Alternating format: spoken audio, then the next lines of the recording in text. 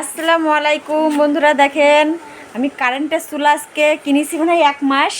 তো ভয়ের জ্বালায় রান্নাই করতে পারিনি, যে কি হবে না কি হবে। আমি কারেন্টের চুলায় কোনোদিন রান্না করিনি। তো আজকে 2টা ডিম দিয়ে আমি আছি বিপদে, ভয়ের জ্বালায় মনে খাটায় বসতেই পারছি না। তো আপনারা দেখে সবাই হাসবেন। দেখেন আমার মেয়ে ছোটো, সেজন্য কিনছিলাম কারেন্টের চুলাটা। তো ডিম সেদ্ধ করতে গিয়ে ভয়তে মরে যাচ্ছি। তাহলে বলেন আমার মতো পাগল কে আছে। গ্যাসের চুলায় রান্না করেছি, কিন্তু কারেন্টের চুলায় তো রান্না করিনি কোনোদিন।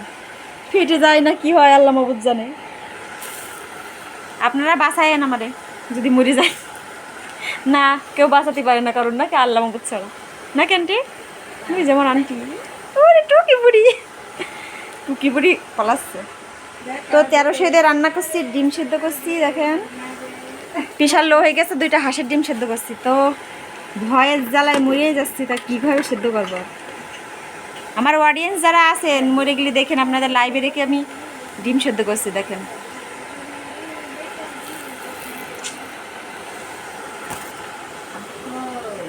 তো ভালো থাকবেন সবাই। আমার ডিম সেদ্ধ দেখেন, আজকে 1 মাস কিনেছি চুলাটা, আজকে প্রথম ব্যবহার করলাম ভয়েস জ্বালাই।